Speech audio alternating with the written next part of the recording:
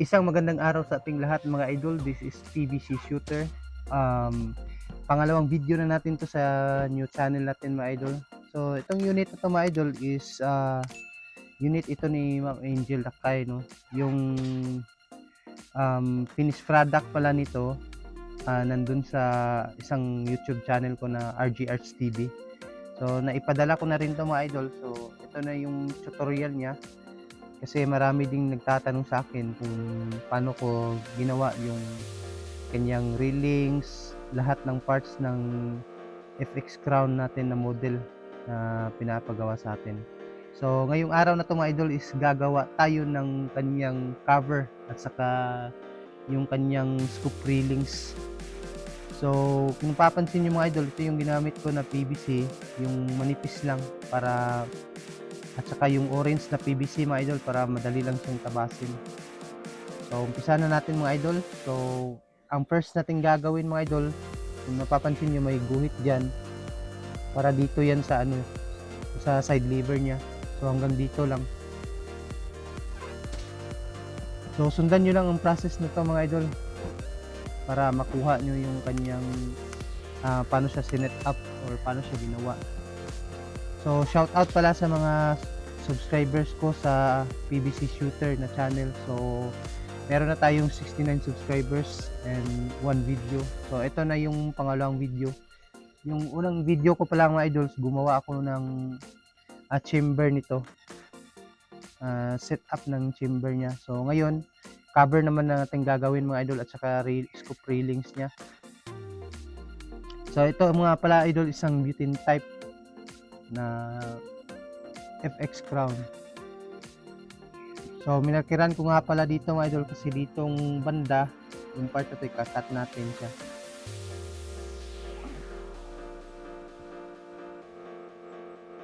So ikat natin siya mga idol.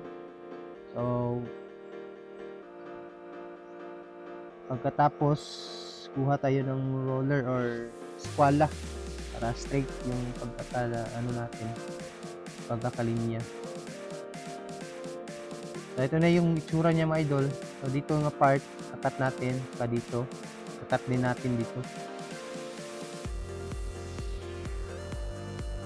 So ayan na mga idol, nakat na natin. Ito na yung itsura niya.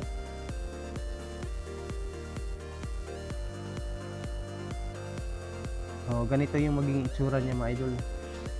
Pagkatapos yan mga idol, gagawa tayo ng replica dito. Same size lang dapat sila mga idol, no? Ito rin sa likod niya.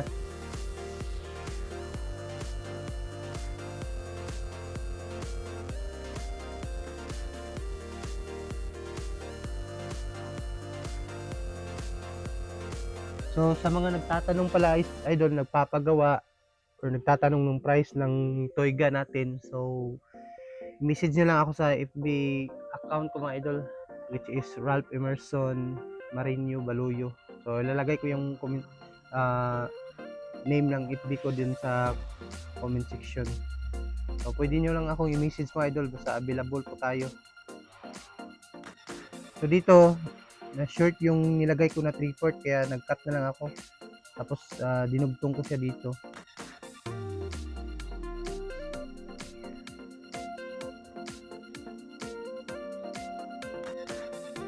So finish na natin mga idol, no? So tapos yung ito sa kabila.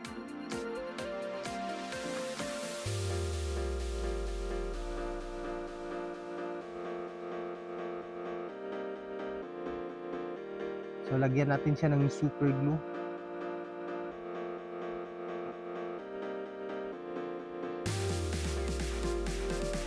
So ito na yung itsura niya mga idol.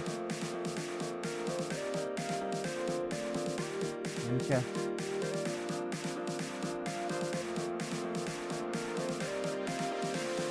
So kung gusto niyo palang matutong gumawa ng side lever na bolt action, so tingnan niyo lang sa isang YouTube channel natin dun sa RG Arts TV. Andun yung tutorial nito. Yung paggawa ko ng bolt action niya na side lever.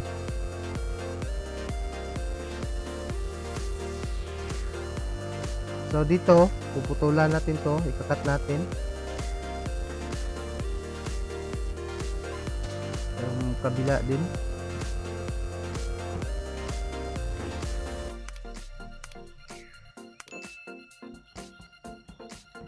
Ayan na mga idol, nakat na natin.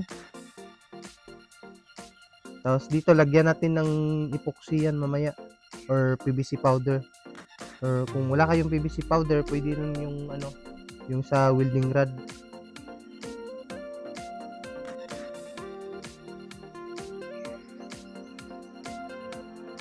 So dito pupunuin din natin to ng epoxy.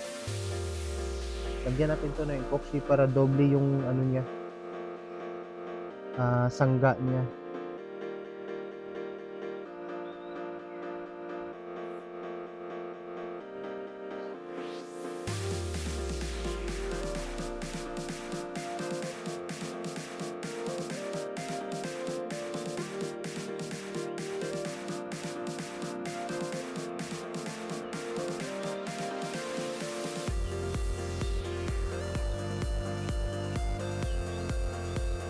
So after dito, lagyan din natin dito ng cover.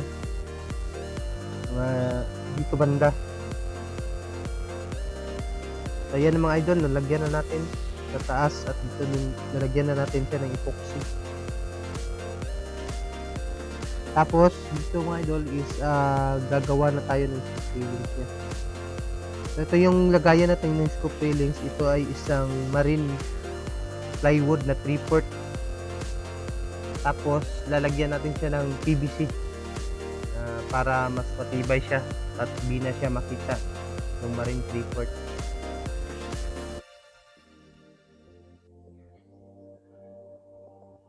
I-trace lang natin siya mga idol, tapos saka natin siya i-cut.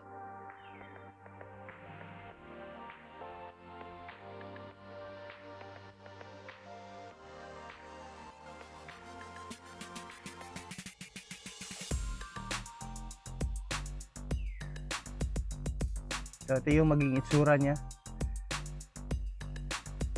Then ito, lagay natin dito.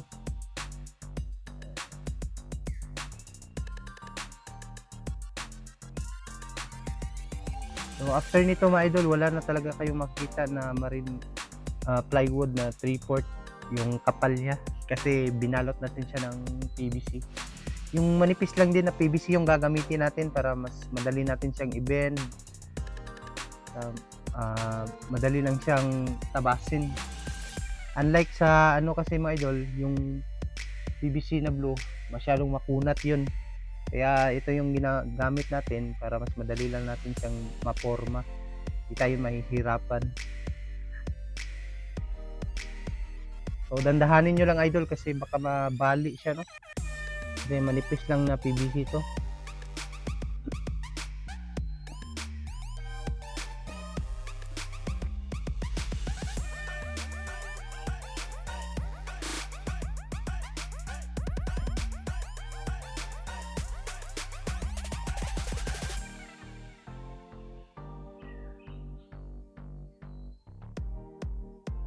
So, salamat nga pala sa mga subscribers natin dito sa PVC Shooters.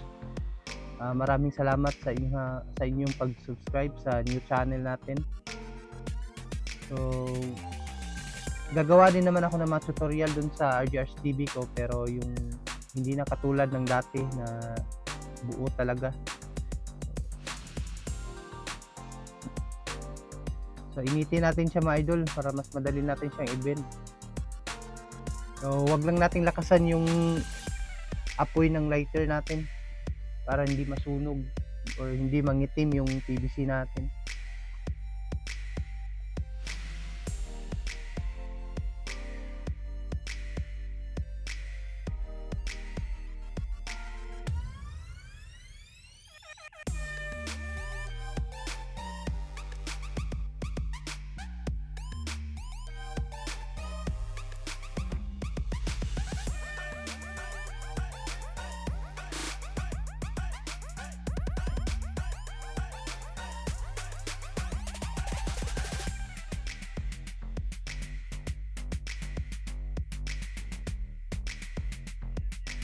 So ayan na mga idol, malapit na matapos.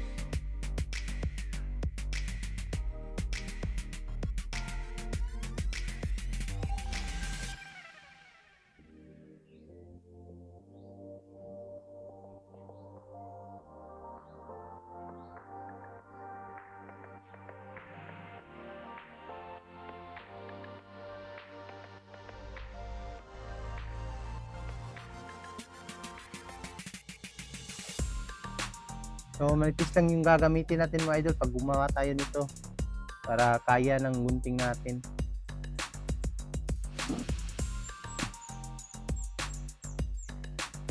Tapos lagyan natin ng super glue. Fix lang natin.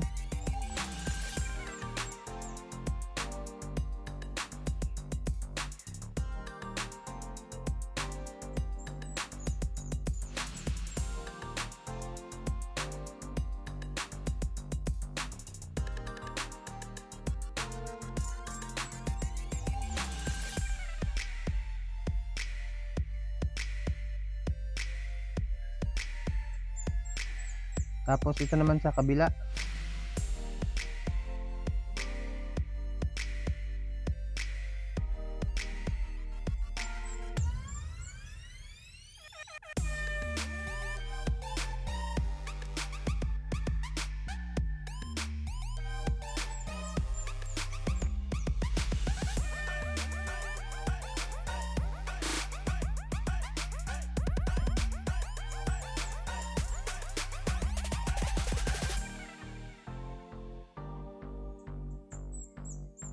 So ayan na mga idol, tapos na natin.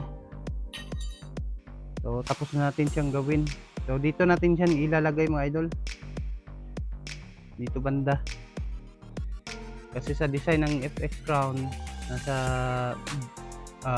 gitna yung kanyang scoop. So ito yung magiging scoop railing natin. So sa paggawa ng scoop railing, madali lang naman tong gawin. So ang sukat pala nito mga idol is 2 cm kasi yung scoop railing natin or scoop mount is 20 mm siya.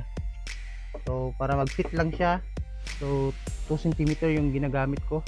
So, at saka ito yung lapad nito yung lapad niya is 1 cm. Tapos 1 cm din yung distansya bawat linya. So tapos na mga idol, no? So ganito lang ka simple gumawa ng railings. Saka dito lilihain natin ng paslant para mas maganda yung kapit ng ating scoop mount. Lalagyan pa natin to ng PVC sa ilalim nito mga idol, yung PVC blue yung gagamitin natin para lalong matibay, doble yung ano niya.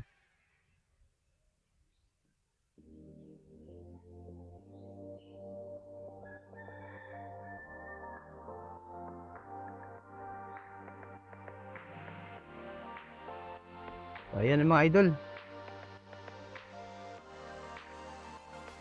i-make sure lang natin na pantay yung pagkakalagay natin mga idol. So ayan siya. So lagyan natin siya ng super glue.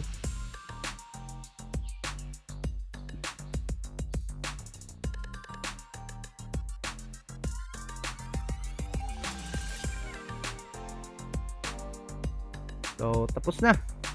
So napakasimple lang gumawa ng scoop railings at cover nito, yung unit na pinapagawa sa atin. So ganun lang kasimple mga idol, no?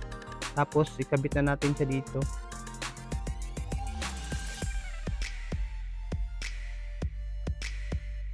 Ayan na siya mga idol, ito yung itsura niya. So ito na yung itsura niya mga idol. So napakaganda niya, no? So, nasa mga 70% pa to. So dito may design pa tayo mga idol. Tapos i-try natin ilagay yung scoop niya. So ayan na siya mga idol. So salamat sa mga nanood. God bless po sa ating lahat. Hanggang dito lang muna yung video natin. Thank you.